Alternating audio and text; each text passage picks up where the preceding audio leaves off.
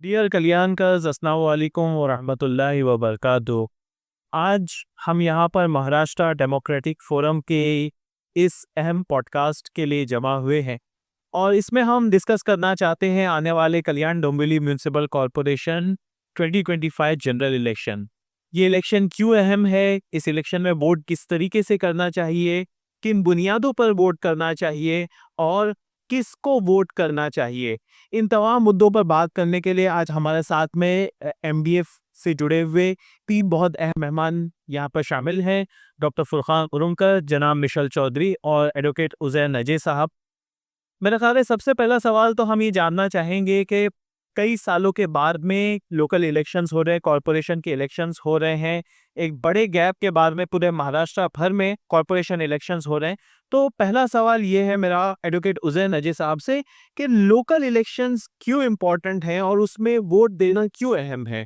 Local elections के बारे में मुसब भाई अगर देखा जाए तो हमारे जो मकामी तकाज़े होते हैं, मकामी इलाकाई तकाज़े जो हमारे होते हैं, उनको हल करने के लिए ये बहुत ज़रूरी है कि मकामी रिप्रेजेंटेशन हो।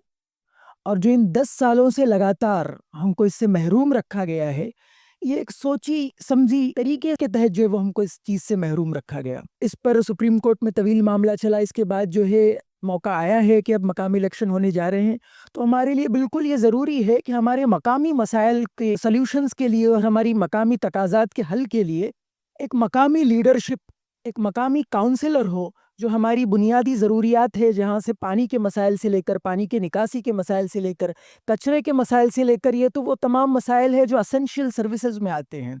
इसके अलावा भी जो है वो मकामी इंफ्रास्ट्रक्चर के मसाइल हो या मकामी हिकमत अमली के तहत बहुत सारी चीज़ें हैं जो हमको दरकार है और जो सारी चीज़ें म्युनिसिपल कॉर्पोरेशन के ज़िम्रे में आती है, ना कि रियासती हुकूमत या मरकज़ी हुकूमत के ज़िम्रे में आती। तो लिहाज़ा इन तमाम मसाइल के हल के लिए हमारे पास एक हमारी आवाज़ को उठाने के लिए काउंसलर की ज़रूरत हमको होती है, जो 10 साल से इसका फुक़दान रहा। और हमारे कमिश्नर जो कि हुकूमत महाराष्ट्र जिनको अपॉइंट करती है, उन्हीं को जो है वो एडमिनिस्ट्रेटर बनाकर 10 साल तक रखा गया। कमिश्नर अपने प्रपोज़ल्स एडमिनिस्ट्रेटर को जो अज़ खुद वही है, उसके सामने रखता है और अपने ही प्रपोज़ल को अज़ खुद खुद ही पास करके देता है। या खुद जज बनता है और खुद ही वकील बनता है। तो इसमें वही मामला है कि बने हैं अहले हवस मुद्दई भी मुंसिफ भी, किसे वकील करे किससे मुंसिफी चाहें। जी, जज़ाकल्लाह। बहुत अहम चीज़ आपने यहाँ पर हमारे सामने रखी। अ, लोकल इलेक्शंस हो रहे हैं लेकिन इस मर्तबा कुछ उसमें ट्विस्ट है, कुछ अलग है। 29 म्युनिसिपल कॉर्पोरेशंस में ये इलेक्शन हो रहे हैं, लेकिन इसमें से अगर हम मुंबई म्युनिसिपल कॉर्पोरेशन को छोड़ दें, तो बाकी की जो 28 म्युनिसिपल कॉर्पोरेशन है इंक्लूडिंग केवीएमसी, यहाँ पे इलेक्शन का प्रोसेस कुछ अलग है। क्या इस मर्तबा के इलेक्शन में अलग हो रहा है? डॉक्टर फुरकान साहब, आप इस वक़्त रोशनी डालेंगे। हमेशा से जो इलेक्शन होते आए हैं उसमें हमारी आवाम को आदत है कि एक वोट डालना है। और इस बार जो इलेक्शन का सिस्टम है बिल्कुल ही मुख्तलिफ है।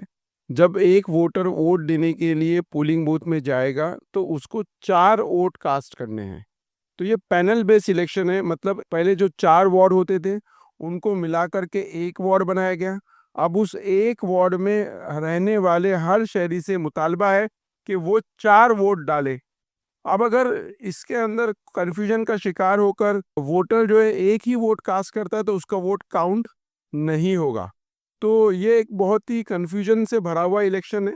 तो इसमें इस बात की ज़रूरत है कि हम शहरी समझे कि इस बार आप अपने एक काउंसिलर को नहीं चुन रहे, बल्कि वार्ड क्रमांक 8 के अंदर 4 काउंसिलर को आपको चुनना है।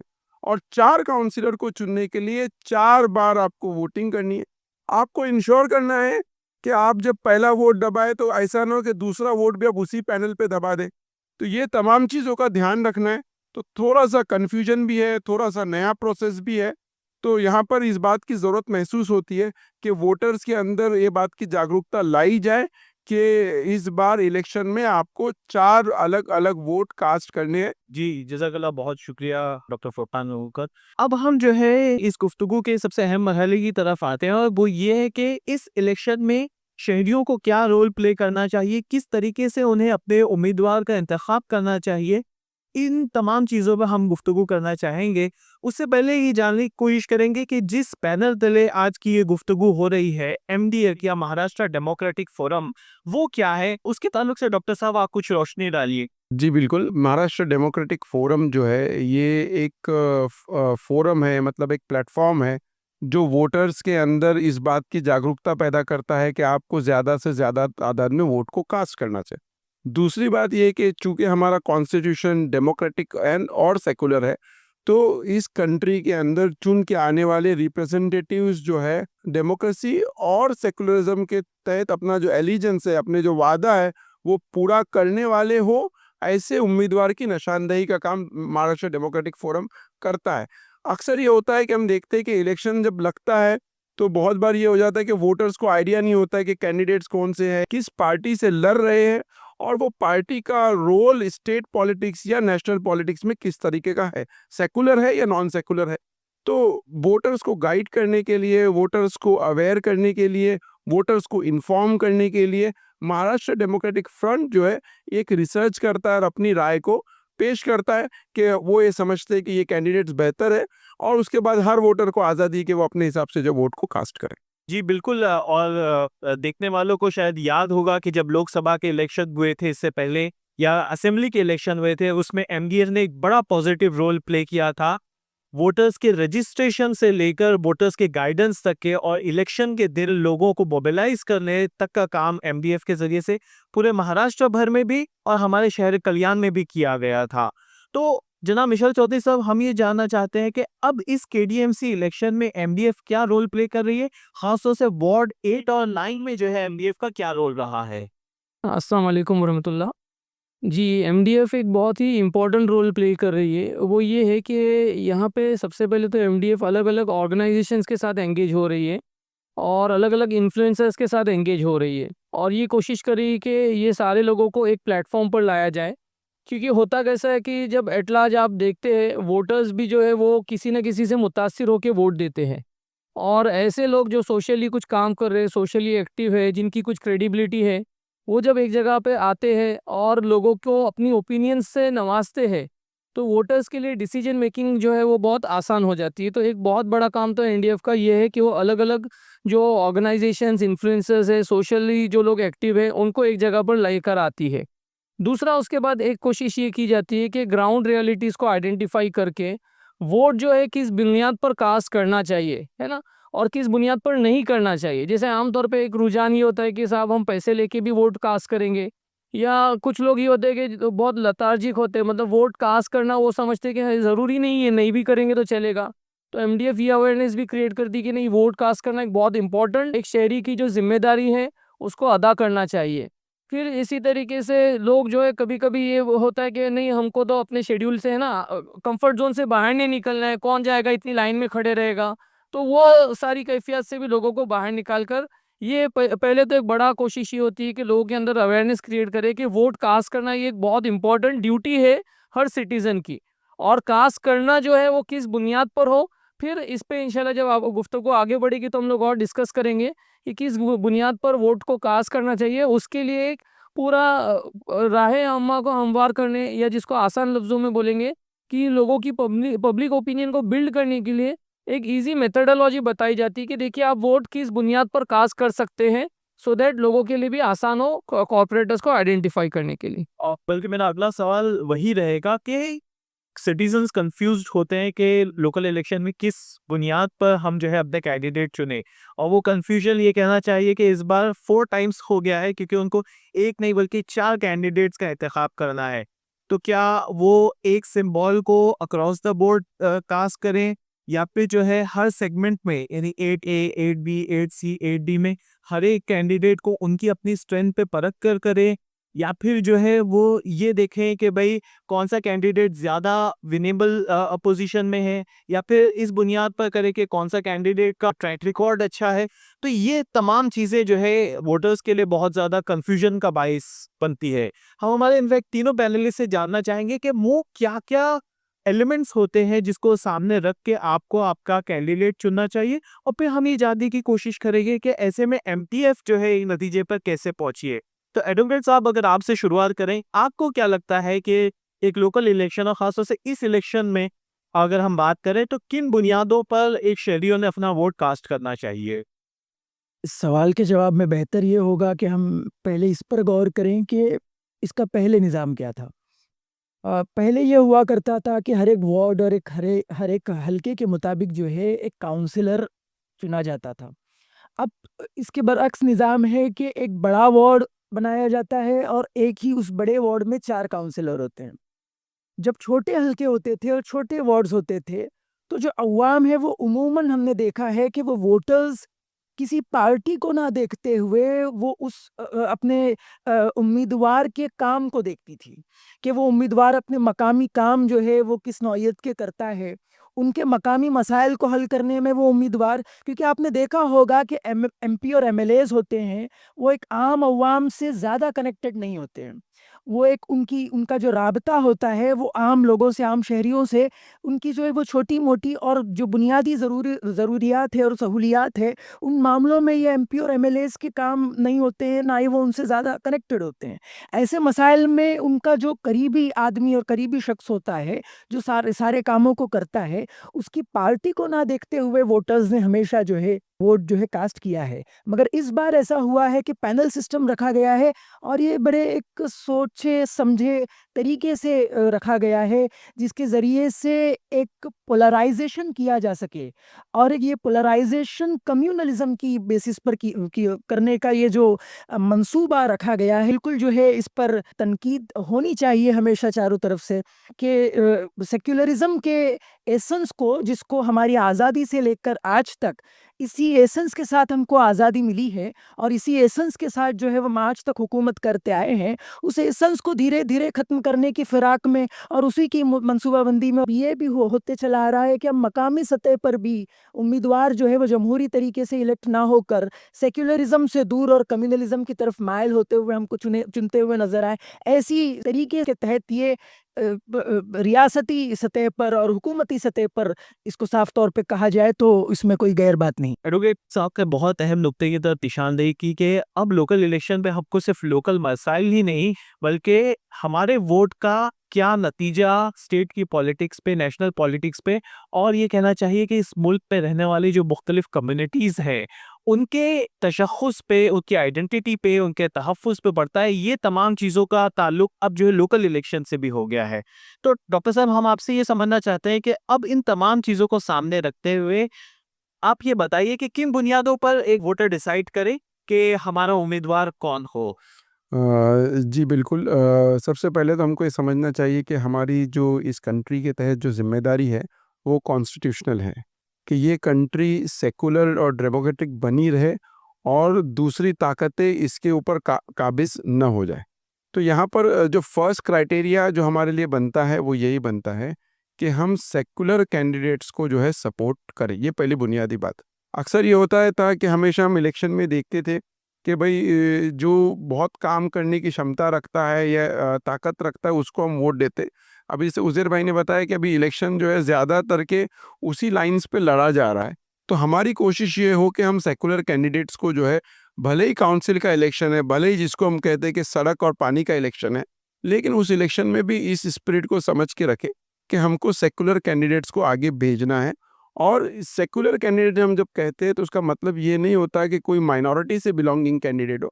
माइनॉरिटी का कैंडिडेट हो या मेजॉरिटी का कैंडिडेट हो, उसकी सोच सेकुलर होनी चाहिए। वो इस देश में रहने वाले हर नागरिक को इंडियन सिटीजन समझता हो और उसकी नज़रों के अंदर वो उस लोगों को डिफरेंशिएट करता ना हो। ये मैं समझता हूँ कि सबसे प्राइम चीज़ है। दूसरा, एज ए माइनॉरिटी हमको ये सोचना है कि हमारी सिक्योरिटी के ताल्लुक से कौन ज़्यादा जो है बेहतर कंट्रीब्यूट कर सकता है। तो सेकंड जो इशू है कि भाई हमको सिक्योरिटी के हवाले से भी सोचना है कि हम जो है ऐसे कैंडिडेट को चुने जो सिक्योरिटी के हवाले से भी हमारी जो भी प्रॉब्लम्स है उसको आगे जाकर रिप्रेजेंट कर सकें। इसमें मज़ीद एक चीज़ जो ऐड करने की ज़रूरत महसूस होती है वो ये है कि जो एमडीएफ का रोल है वो ये है कि न सिर्फ वो के सेकुलर कैंडिडेट्स की निशानदेही करे, बल्कि ये कि जो सेकुलर वोटर्स है उनके वोट भी जो है डिवाइड ना हो जाए। ये हो सकता है कि बहुत सारे सेकुलर कैंडिडेट्स भी हो, लेकिन सेकुलर वोटर्स को ये देखना है कि इन सेकुलर कैंडिडेट्स में विनेबल कैंडिडेट कौन सा है, ताकि हम जो है सेकुलर वोट अगर एमडीएफ ओपिनियन बना रही है, ओपिनियन बनाने की कोशिश कर रही है या ये एडवोकेसी कर रही है, इसका पर्पस ही ये है कि वो सेकुलर लाइक माइंडेड लोग जो है किसी मजबूत सेकुलर कैंडिडेट को एक साथ वोट करें ताकि उसके जीतने के चांसेस जो है बढ़ जाए। अगर महाराष्ट्र डेमोक्रेटिक फोरम जो है किसी ऐसे कैंडिडेट को सपोर्ट करती है जो उनके इंटरनल सर्वे में तीसरे या चौथे नंबर पे है, तो मोस्ट लाइकली इससे जो है वोट डिवाइड होगा, नॉन सेकुलर ताकतें जो है इससे इलेक्शन जीत सकती है। तो जहाँ पर एक क्राइटेरिया सेकुलर होना है, वहीं पे दूसरा एक अहम क्राइटेरिया उस कैंडिडेट का उस रेस में होना और विनेबल होना, मतलब उसमें की जीतने की उम्मीद अच्छी मजबूत होना। वो ज़्यादा बेहतर अंदाज में ये समझ सकते हैं कि हम जो रनर अप में देखते हैं कि जो सेकंड नंबर पर चल रहे हैं या सेकंड पोजीशन पे है या फर्स्ट पोजीशन पे, ऐसे कैंडिडेट को यूजुअली सपोर्ट करना जो ज़्यादा बेहतर समझा जाता है। जी, नो डाउट एमडीएफ ने जो है केडीएमसी इलेक्शन में 2 वार्ड्स, वार्ड नंबर 8 और वार्ड नंबर 9 के जो है मुख्तलिफ कैंडिडेट्स के लिए सपोर्ट डिक्लेयर किया है। हम जनाब मिशा चौधरी से जानना चाहते हैं कि स्पेसिफिकली इन 2 वार्ड्स के जब आपने उम्मीदवारों का इंतखाब किया, तो उसका तो प्रोसेस क्या रहा? और दूसरा, कौन से बेसिस पे जो है आपने डिसाइड किया कि हाँ, ये 4 कैंडिडेट्स 8 में और ये 4 कैंडिडेट्स 9 में जो है, इनको यहाँ की जनता ने प्रायोरिटी देना चाहिए? देखिए, ये पूरा जो प्रोसेस है ना, ये बहुत इम्पोर्टेंट है, क्योंकि यहाँ पे कलेक्टिव एफर्ट्स के ज़रिए से, इज्तिमाई कोशिशों के ज़रिए से जो कोई राय को कायम करने की कोशिश की गई है।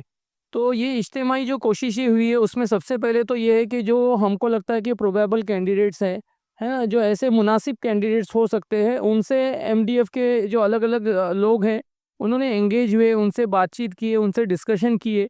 और डिस्कशन की जो बुनियादें रही वो ये कि सबसे पहले तो उनको ये पूछा गया कि आपके पास डेवलपमेंट प्लान क्या है। देखिए, आमतौर पे उम्मत में या आमतौर पे लोगों में ये होता है कि लोग ना ये नहीं पूछते हैं कि साहब ठीक है, आप क्या करेंगे हमारे यहाँ इलाके के लिए, आपके पास डेवलपमेंट प्लान क्या है? तो ये पूछना चाहिए पहली चीज़। फिर ये किया गया कि ये जो प्लान आप प्रपोज कर रहे हैं वर्सेस हमने कुछ प्लान और कुछ तरतीब हमने भी रखी, जैसे एजुकेशन के अंदर क्या काम होना चाहिए, हेल्थ केयर के अंदर क्या काम होना चाहिए, और कम्युनिटी का बड़ा और सिलगता अगर कोई इशू है, सिलगता हुआ जो मसला है, उसके ऊपर आपका क्या रोल हो सकता है, उसके ऊपर आपका क्या मौक़िफ़ होना चाहिए, उसकी तरफ भी गाइड करने की कोशिश की गई।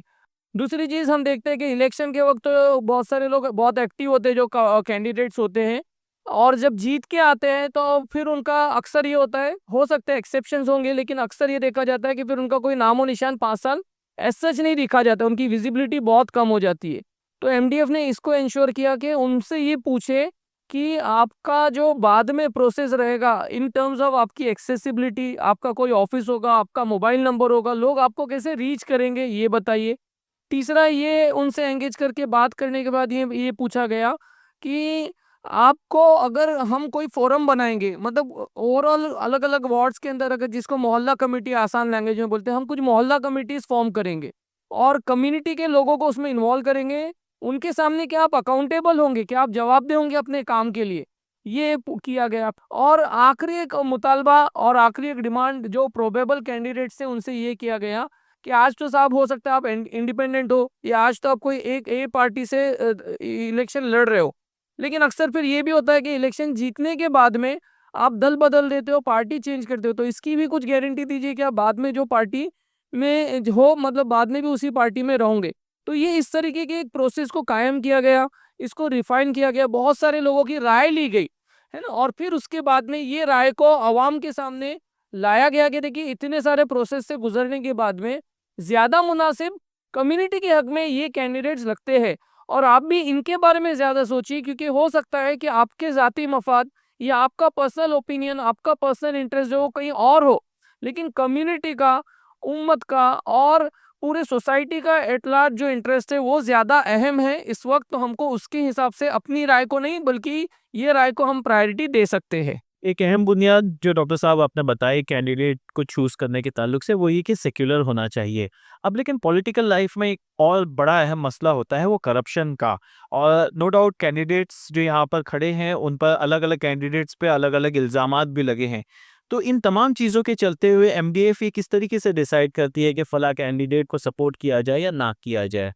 बहुत ही अच्छा सवाल मुसा भाई आपने पूछा। बुनियादी तौर पे हमने जो बात कही कि जब हम मसाइल को लेते हैं तो उनकी तरजीहात को मुकर्रर करते हैं कि आज हमारी तरजीह के अंदर सबसे बड़ा मसला क्या है, उसको कौन सा कैंडिडेट बेहतर तौर पर एड्रेस कर रहा है। अब जैसा आपने कहा कि डेमोक्रेसी के अंदर इनबिल्ट जो है करप्शन है, मतलब डेमोक्रेसी के पेट के अंदर करप्शन है ही। तो जो भी कैंडिडेट इलेक्शन चुन के आ रहा है और उस पॉलिटिकल सिस्टम से अटैच हो रहा है, किसी न किसी दर्जे में करप्शन का शिकार हो रहा है। शायद ही मुमकिन है कि बहुत रेयर हो कि भाई जो करप्ट ना हो। और दूसरी बात, जो नॉन करप्ट कैंडिडेट होते हैं, अक्सर ये देखा गया है कि वो फर्स्ट टाइमर होते हैं जो इलेक्शन में पहली बार पार्टिसिपेट कर रहे होते हैं। अब यहाँ पर हमारे पास जो चैलेंज था कि जो न्यू कमर्स है उनकी विनेबिलिटी का जो चांसेस है वो कम है, और दूसरी तरफ वो कैंडिडेट्स हैं जो सेकुलर है और सिक्योरिटी के इशू पे काम कर सकते हैं, लेकिन कहीं ना कहीं चूंकि वो प्रीवियसली इलेक्शन जीत चुके हैं, उन पे बहुत सारे करप्शन के एलिगेशंस है।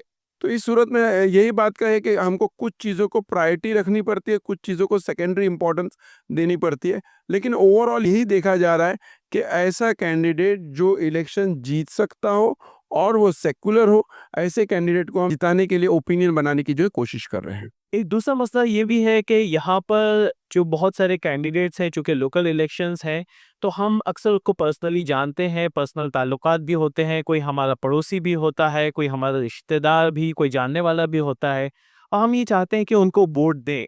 लेकिन चूँकि एमडीएफ बता रही है कि जो हमारा कलेक्टिव फ़ायदा है, उसके हिसाब से किसी एक पर्टिकुलर पैनल को वोट दिया जाए। तो ऐसे में जो है सिटीजन्स किस तरीके से अपना रोल प्ले करें, आपको क्या लगता है? इसमें जो नुक्ता हमको जहन में रखना है वो ये है कि वोट देने की बुनियाद तो कुछ लोगों ने नोट को बनाई हुई है, जिसके नतीजे में बाद में इलेक्टेड कैंडिडेट ये कहता है कि मैंने आपको पैसे देकर वोट लिया, तो मैं के किसी भी काम की जिम्मेदारी मुझ पर नहीं है। तो पहली बात तो है कि इससे बचना चाहिए। वहीं पर हम देखते हैं कि एक तो वोट देने के लिए लोग पैसे लेते हैं, दूसरी तरफ एडवोकेसी के लिए भी पैसे लिए जाते हैं कि भाई हम आपको जो वोट दिलवाएंगे या देंगे। तो एडवोकेसी की जो बुनियाद होती है हमारे इधर कि किसी को रिकमेंड करने की या किसी को एंडोर्स करने की, वो ये होती है कि किसी ने आपका कोई पर्सनल फेवर कर दिया है या कुछ पैसे के ज़रिए एंडोर्समेंट होते हैं। तो ये सारी चीज़ों के बिलमुकाबिल एमडीएफ का ये मौक़िफ़ है कि भाई हम ये तमाम चीज़ों में न पड़ते हुए खालिस कैंडिडेट को चुने और मशवरे से चुने एक बड़े फोरम के अंदर। ऑब्वियसली एक बड़ा फोरम होता है जिसके अंदर सारी चीज़ें प्रोज एंड कॉन्स डिस्कस किए जाते हैं। इतने बड़े फोरम के अंदर डिस्कस करके जो है कैंडिडेट्स को चुना जाता है।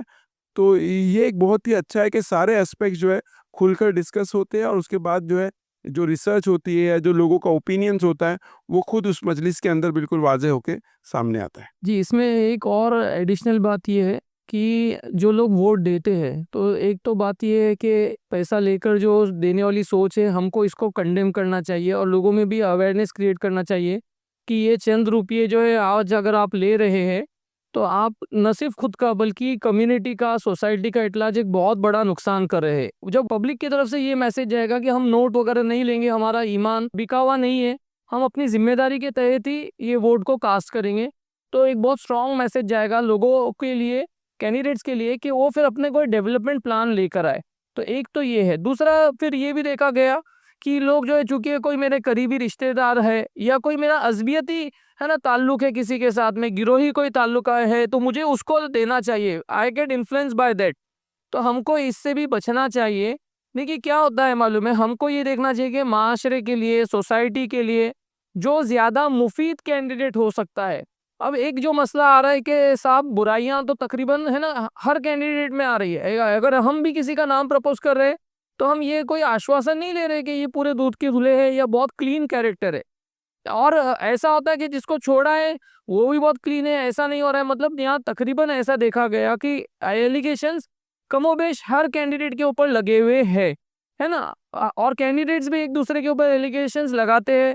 तो हमको ये सारी चीज़ों में नहीं पड़ना चाहिए, बल्कि हमको ये देखना चाहिए कि आज जो सोसाइटी की रिक्वायरमेंट है, सोसाइटी के जो बर्निंग इश्यूज हैं, उसमें कौन सा कैंडिडेट ज़्यादा इफेक्टिवली कोई रोल प्ले कर सकता है। फिर क्या उनका कोई पास्ट ट्रैक रिकॉर्ड है, अगर वो खुद इससे पहले काउंसलर रहे हैं, कॉर्पोरेटर रहे हैं, तो उन्होंने कैसे खिदमत अंजाम दी, हमको वो भी असेस करना चाहिए। एक रिपोर्ट कार्ड बनता है, वो रिपोर्ट कार्ड ये है कि इन्होंने इससे पहले क्या काम किए, कैसे काम किए, इसको भी हमको देखना चाहिए। तो ये ऐसी कुछ चीज़ें होंगी जिसको हमको असेस करना पड़ेगा, और उसके बाद फिर हमको देखना पड़ेगा कि ओवरऑल हम जो राय कायम कर रहे हो हमारी पर्सनल राय है, लेकिन जैसे बोला जाता है कि कलेक्टिव राय में, इज्तिमाई चीज़ों में जो है वो बरकत रहती है, ज़्यादा मुनासिब रहती है तो हमको उसको प्रायोरिटी और तरजीह देना चाहिए। और इसी से रिलेटेड एक चीज़ ये भी है कि मेरी जो कैंडिडेट्स हैं ना, उनसे भी ये गुजारिश है, मतलब जो अपने आप को एज अ कॉर्पोरेटर पेश करना चाह रहे, तो वो खुद भी जो एजेंडे पे काम करें वो कोई नेगेटिव एजेंडा ना हो।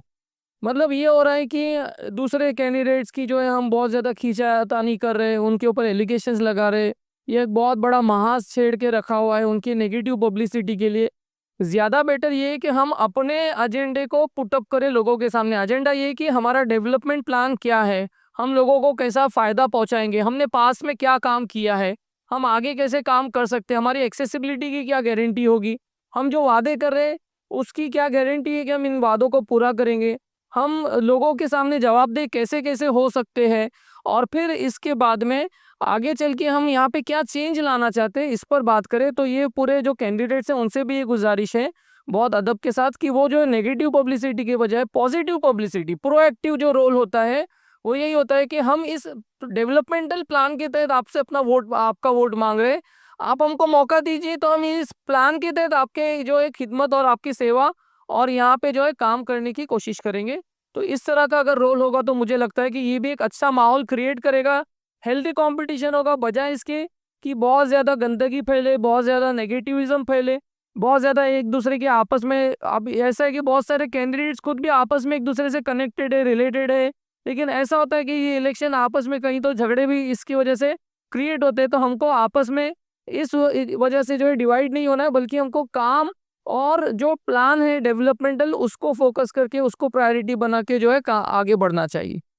जी, मेरे ख़्याल से बहुत अहम पॉइंट यहाँ पर रेज़ किया गया है। हम लोग आखिरी सवाल की तरफ आते हैं और वो इलेक्शन के बाद वाली चीज़ है कि अगर ये कॉर्पोरेटर्स इलेक्ट होते हैं, एक तो ये कि उन कॉर्पोरेटर्स का क्या रोल रहेगा और दूसरा महाराष्ट्र डेमोक्रेटिक फोरम किस तरीके से उनके साथ में एंगेज होगी, और तीसरी चीज़ कल्याण की जो सिविक सोसाइटी है, कल्याण में रहने वाली जो शहरी है, वो किस तरीके से अपना कॉर्पोरेटर्स के साथ में एंगेज हों।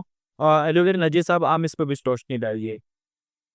पहली बात तो ये है कि मुसब भाई इसमें एक चीज़ देखनी चाहिए कि बतदरीज कुछ सालों से पहले के मुकाबले मुझसे ज़्यादा सीनियर्स यहाँ पर मौजूद हैं।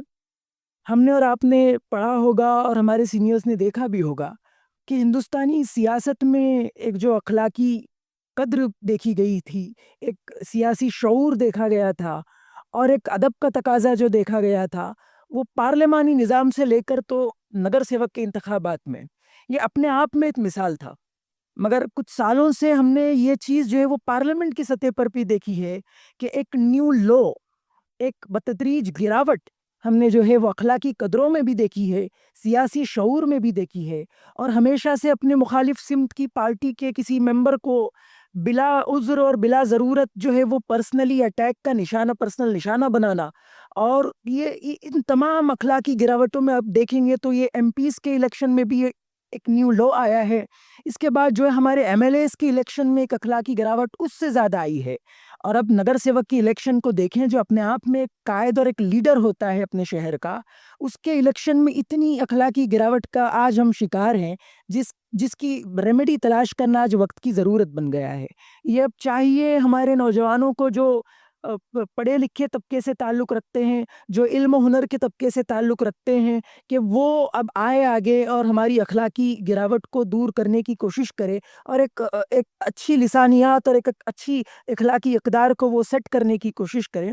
उसका और दूसरा आपने जो सवाल किया कि इनको अकाउंटेबल किस तरह से बनाना है, तो वही इसमें मामला है कि नगर सेवक जो भी अभी काउंसलर मुंतखब होकर आएँगे, तो ये अव्वल तो ये बात का ध्यान रखना चाहिए कि इसमें जीत और हार ये किसी न किसी की तो होनी तय है।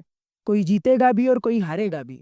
तो जो हारने वाले कैंडिडेट्स हैं वो बजाय इसके कि वो अपने अपोज़िट जमात से कोई किसी दुश्मनी का तकाज़ा रखे, वो आगे आए और जो जीता हुआ कैंडिडेट है उसके साथ मिलकर और उसकी हौसला अफ़ज़ाई करके उसको अकाउंटेबल बनाएँ।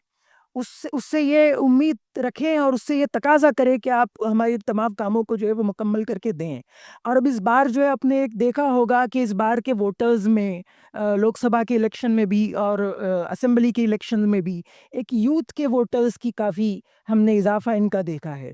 तो आज की जो नई जनरेशन है वो इंटरनेट के ज़माने में और इस सोशल मीडिया के ज़माने में काफ़ी तौर पर जो है वो शऊर नहीं कह सकते, क्योंकि सियासी शऊर आज वो बतदरीज घट रहा है, मगर एक इंफॉर्मेशन के तौर पर जो है वो उन तक इंफॉर्मेशन इन सारे ज़राए इब्लाग से पहुंचती है। तो अब इन तमाम मसलों में अब की ज़िम्मेदारी काउंसलर पर बढ़ जाती है, क्योंकि अब पिछले दौर की तरह अब ये इतने आसान तरीके से छूटने वाले नहीं हैं। इनकी अकाउंटेबिलिटी तय की जाएगी। ये सियासी महाज पे भी इनकी अकाउंटेबिलिटी तय की जाएगी, कानूनी महाज पे भी अकाउंटेबिलिटी इनकी तय की जाएगी, और इसके अलावा शहरी महाज पे भी इनकी अकाउंटेबिलिटी तय की जाएगी। और इनके साथ अगर ये ज़बानी कलामी अपनी अकाउंटेबिलिटी को तय नहीं करवाते हैं, तो हमारे पास बहुत सारे कानूनी हथियार हैं। हम इन तक जो है अब तहरीरी तौर पर हमारी शिकायत का रिसाव करेंगे अगर ये ज़बानी हमारी शिकायत को डील नहीं करते हैं। इसके अलावा हम इस बात के भी कायल हैं कि कम लोगों को पता होगा कि काउंसलर के काम में भी जो है वो आरटीआई की मुदाखलत हो सकती है।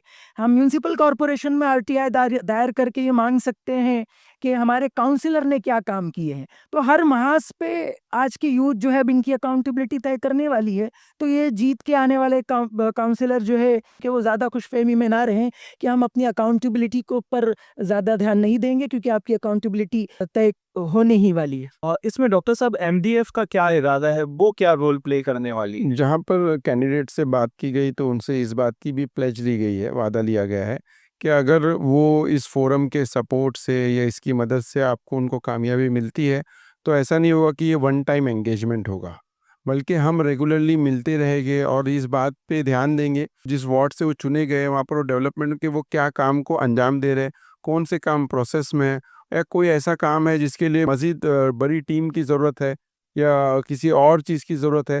तो एमडीएफ इस बात की कोशिश करेगी कि भाई इन जो जीते हुए कैंडिडेट्स हैं, चाहे वो हमारे हो या चाहे वो दूसरे किसी पार्टी के हो, हम उनसे टच में रहकर इस बात की कोशिश करेंगे कि मोहल्ले के अंदर, शहर के अंदर डेवलपमेंट का काम न रुके। और इसी के साथ में ये जो आज की हमारी गुफ्तगू है यहाँ पर ख़त्म होती है। मैं तीनों मेहमानान डॉक्टर फुरकान वरुमकर, जनाब मिशेल चौधरी साहब, एडवोकेट उज़ैर नजीर, तीनों का शुक्रिया अदा करना चाहता हूँ कि उन्होंने कल्याण के वोटर्स की रहनुमाई यहाँ पर की।